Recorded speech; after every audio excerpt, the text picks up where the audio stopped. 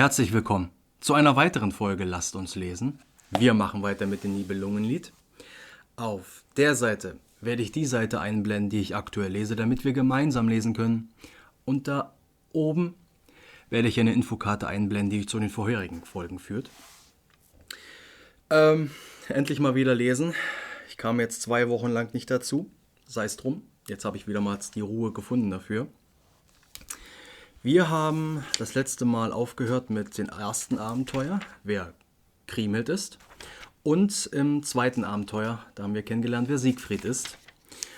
Und wir machen weiter mit dem dritten Abenteuer. Und das dritte Abenteuer heißt, wie Siegfried nach Worms kam.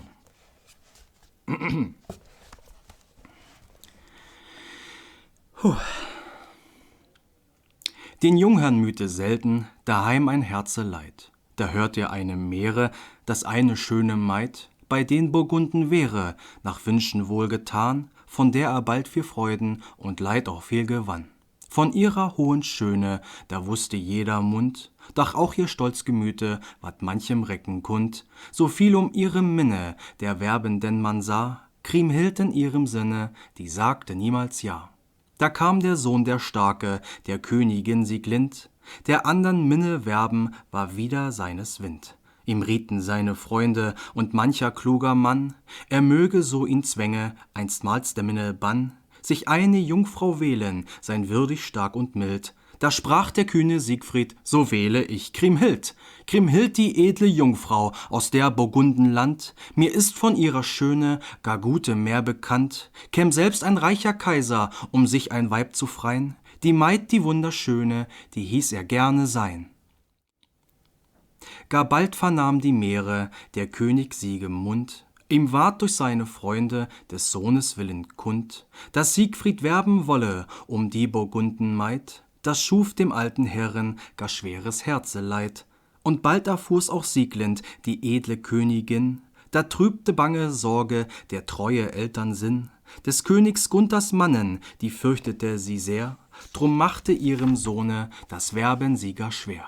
Und froh ward darob Siegfried, viel lieber Vater mein, grollt er unedle Frauen, werd ich wohl immer sein, kann ich nicht Minne suchen nach meiner eigenen Wahl und werben frei und küren ein holdes Ehgemahl.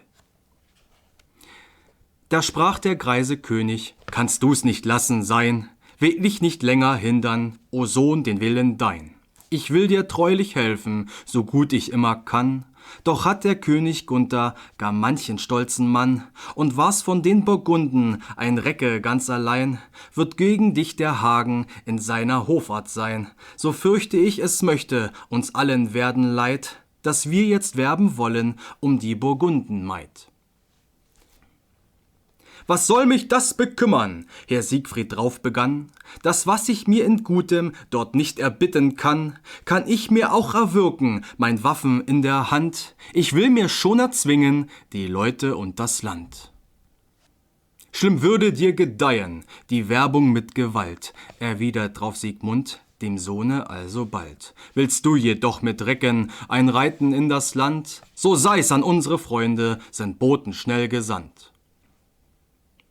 So ist's, versetzte Siegfried, mir Vater nicht zumut, dass an dem Rhein mir folgen all unsere Recken gut. Sollt ich erringen müssen, die minnigliche Maid, mit einem ganzen Heere, das wär mir wahrlich leid. Ich will sie schon erwerben, allein mit meiner Hand, nur 12 Gesellen heisch ich in König Gunthers Land. Die mögen all sich kleiden in Kleider grau und bunt, dazu sollt ihr mir helfen, mein Vater Siegemund.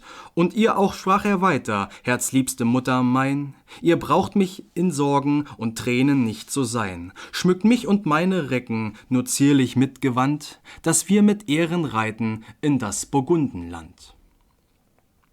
Ist dir nicht abzuraten, sprach da Frau Siegelind, so helf ich dir zur Reise, mein herzgeliebtes Kind. Mit Kleidern wie kein Ritter sie jemals besser trug, für dich und deine Degen hab deren ich genug. Da saßen schöne Frauen gar emsig manchen Tag, dass ihrer selten eine der Ruhe dabei pflag, bis sie gerichtet hatten des Helden Reichsgewand, die Maid wollt er nicht lassen in den Burgundenland. Als nun die Fahrt den Degen gar wohl gerüstet war, Gewande, Schilde, Helme und Brünnen licht und klar, da sorgt der edle Siegfried, dass er mit Ross und Mann Urlaub zu den Burgunden von Siegemund gewann. Den gab ihn unter Tränen das treue Elternpaar, er reichte ihnen tröstend die Hand zum Abschied dar und sprach: Und meinetwillen sollt ihr nicht weinend stehen, es wird im fremden Lande nichts Schlimmes mir geschehen. Es war am 7. Morgen, da ritten schon am Strand zu Worms die kühnen Degen, hell glänzte ihr Gewand, Licht funkelten die Panzer und Helm und Speer und Schild, als sie so fröhlich ritten durchs tauige Gefild. Da die langen Schwerter hingen bis nieder auf den Sporn, gar scharfe Speere führten die Ritter auserkorn. Von 2 Spangen Breite war der, den Siegfried trug, der hat in seiner Schneide der Schärfe wohl genug. Die Ritter König Gunthers mit manchem flinken Knecht, die kamen zum Empfange, so wie es Fug und Recht, und grüßten sie als Gäste in dem Burgundenland. Die Rosse nahm die Schilde man ihnen von der Hand. »Die Rosse, lasst die Schilde«, sprach Siegfried, »nur noch hier. Wo finde ich Herr Gunther? Wer kündet dieses mir?« »Den König«, rief da einer, »das kann wohl bald geschehen. In seinem hohen Saale, da hab ich ihn gesehen. Inmitten seiner Helden versucht's und geht hinan. Ihr werdet bei ihm finden manch auserwählten Mann.« Nun war auch schon dem König die neue Mehre kund, es seien fremde Helden gekommen diese Stund, die führten lichte Panzer und herrliches Gewand, doch niemand kennt die Gäste in dem Burgundenland. Da sprach der Degen einer, der Truchsess Orte wein: »Wenn's einer weiß, so wird es mein Oheim Hagen sein. Kund sind ihm alle Reiche und alles fremde Land.« Es ward von Gunther alsbald zu Hagen hingesandt. Der kam und trat zum Fenster mit raschem Schritte vor und prüfte mit den Augen die Helden vor dem Tor.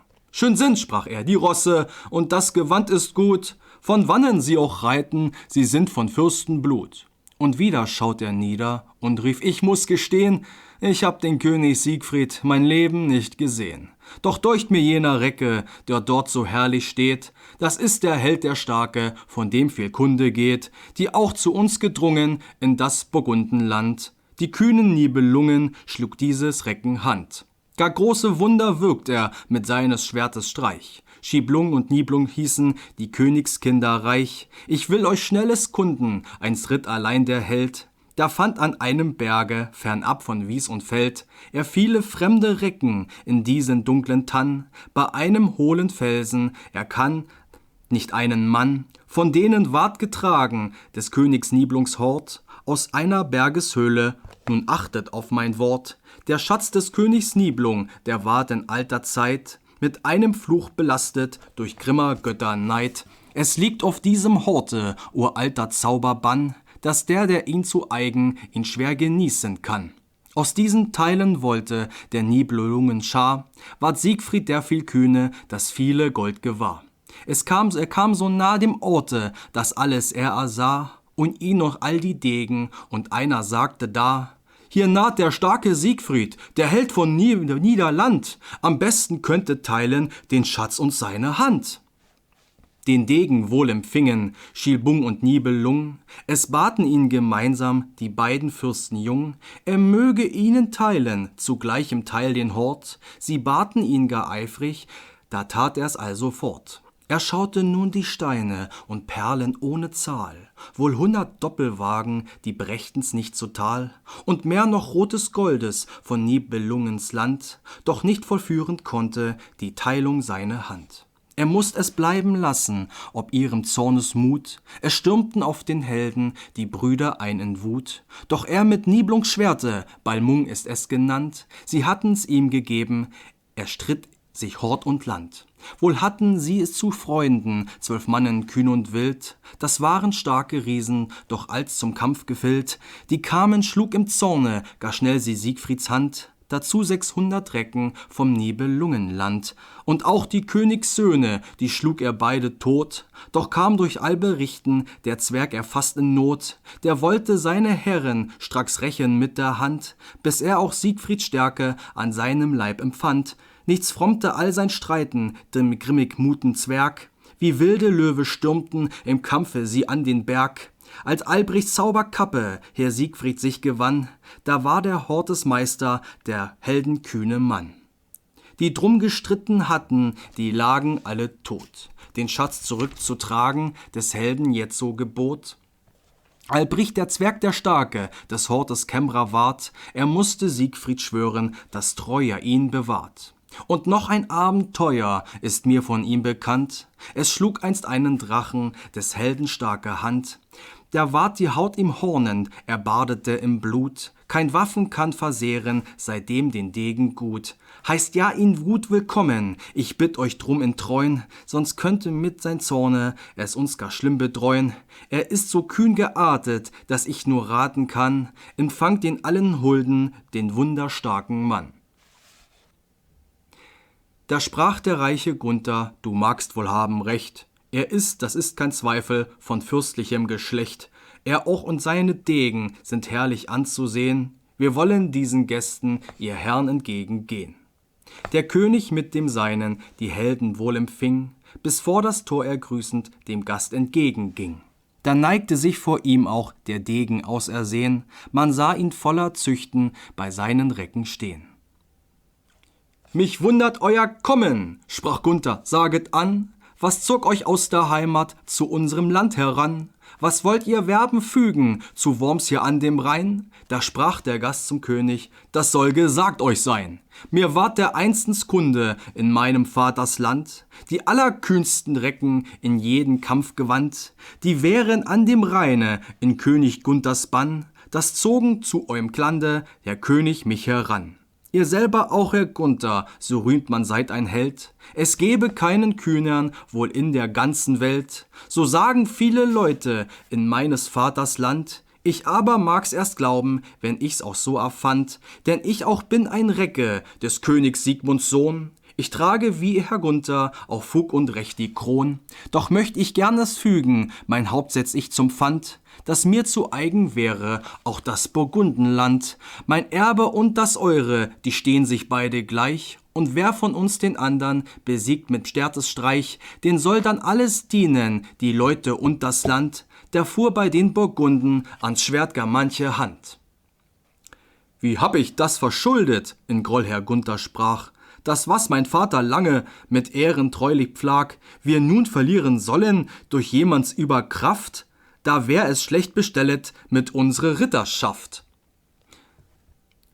»So steht nicht unser Denken«, sprach weiter Gerenot, »nach eines Reichs Gewinne, dass darum jemand tot. Von Helden Hand sollt liegen, wir haben reiches Land, das dienet uns zu Rechte und ist in niemands Pfand.« Verhaltenen Zornes blickten die Wormser Degen drein, da war auch einer drunter von Metzer Ortewein. Der sprach, mir ist Versöhnung von ganzem Herzen leid, denn Siegfried hat begonnen und allen Grund den Streit. Stellt ihr und euer Bruder, gehen ihr euch nicht zur Wehr, ich traute mir hätt bei sich er auch ein ganzes Heer. Ich traut mir's zu erstreiten, dass dieser kühne Mann den Übermut, den Schlimmen, noch müsst beiseite lahn. Darüber zürnet heftig der Held von Niederland. Er rief, nicht sollen vermessen, gen mich sich deine Hand. Ich bin ein reicher König und du nur Gunthers Mann. Ich schlüge, dich kämst du auch zu 12 gleicher ran. Nach Schwertern rief der grimmig von Metzer Ortewein.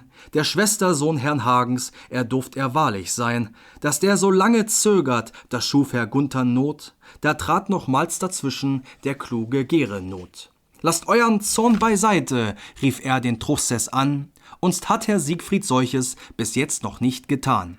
Dass wir nicht gütlich schieden, es freut ihn sicher mehr, wenn er hier Freunde findet, statt grimmen Streits Beschwer.« Jetzt auch ein Wort man endlich aus Hagens Mund vernahm. »Schlimm ist's«, sprach er, »dass Siegfried zum Streit nur zu uns kam. Wozu ritt er zum Rheine, warum ließ er's nicht gehen?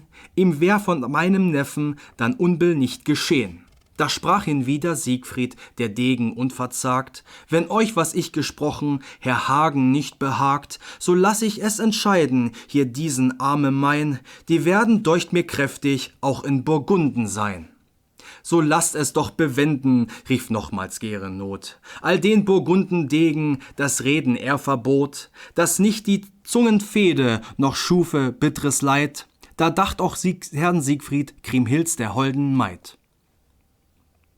Nicht ziemt uns solches Streiten, Herr Gernot weiter sprach, wie viel der kühnen Helden tot lägen auch danach. Wir hätten wenig Ehre durch mir und Ruhm davon, wenn allsamt wir bestritten des Königs Siegmund Sohn.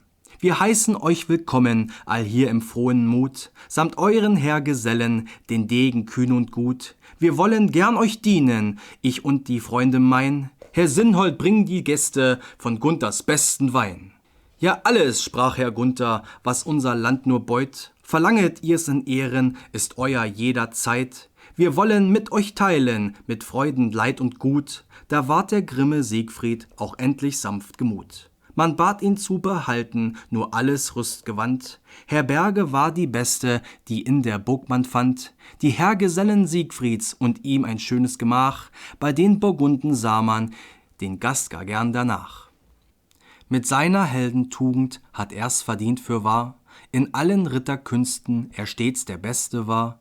Es konnt ihm niemand folgen, so groß war seine Kraft. Ob sie die Steine warfen, ob starker Speere Schaft. Und wenn er bei den Recken im Königshofe stund, wie man es tut zur Kurzweil zu mancher Tagesstund, stets ragte hoch von allen der kühne Heldensohn, gar manches schöne Mündlein gab gern ihm Minne Lohn. Ja, all die Frauen am Hofe, die fragten hin und her, wer wohl der stolze Degen aus fremden Lande wär. So schön ist er gestaltet, so reich ist sein Gewand, er ist, bald wussten's alle, der Held von Niederland. Was man beginnen wollte, er war stets gern bereit, die er noch nie gesehen, die königliche Maid, hegt er in treuer Minne, in tiefsten Herzengrund, und sie auch ihn, den Herren, verschwieg es auch ihr Mund. Ihr Herz sprach heimlich leise, er kam nur dir zu lieb. So oft er Waffenspiele mit Gunthern Rittern trieb, da stand nah bei dem Fenster Kriemhild die Königin, es kam kaum andern Kurzweil fortan ihr mehr zu Sinn. Wüsst er es, dass ihm sehe, die er im Herzen trug, auch er hätt kurze Weile wohl immer da genug. Ja, schauten seine Augen, die Maid es gäb zur Stund, nichts was allhier auf Erden in lieber Würden kund. Gar manchmal sprach er seufzens, wie kann es nur geschehen, dass ich die schöne Kriemhild nur einmal mag ersehen? Sie bleibt mir ach so fremde, mit Trauern denk ich das, und träg sie doch im Herzen allzeit ohn Unterlass. Das war das dritte Abenteuer. Was ihr jetzt nicht gesehen habt, war, wie oft ich das jetzt lesen musste. Was habe ich jetzt aufgenommen? Himmel, fast 50 Minuten. Gut, ich hoffe, ich werde das am Schneiden alles richtig schön hinkriegen, damit das hier, damit das für euch ein wenig angenehmer zu lesen ist als für mich. Nicht, dass dieses Buch hier schlecht wäre. Es ist einfach nur, der Autor hat Silben abgeschnitten und dann mit einem Semikolon, mit einem Hochkomma beendet. Und wenn man dann versucht, das so zu lesen, fehlerfrei, dann verschluckt man gerne eine Silbe oder man hängt gerne eine Silbe an und dann passt das natürlich nicht mehr mit der nächsten Strophe und man fängt dann plötzlich an, als würde man mit dem Auto fahren und dann immer so kurz mal so einlenken. So ein bisschen fühlt sich das an mit dem Lesen. Nichtsdestotrotz wünsche ich euch einen schönen Abend, schönen Tag, schöne Nacht. Wir sehen uns wieder bei der nächsten Folge bei. Lasst uns lesen. Bis zum nächsten Mal. Macht's gut. Tschüssi. Ich muss schneiden. Tschüss.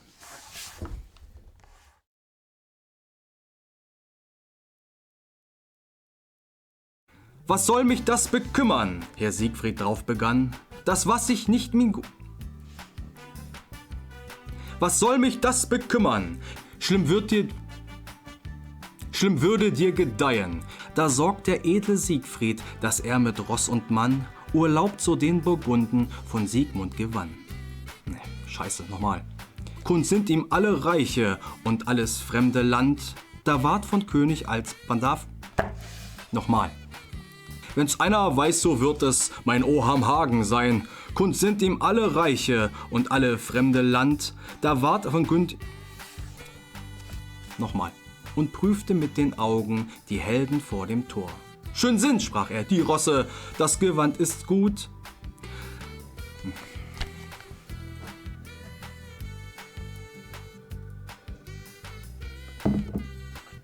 Alter. Nochmal. Die kühnen Nibelungen schlug diesen Recken Hand. Gar manches Wunder wirkt er mit seiner Schwertes Streich. Hä, warte mal.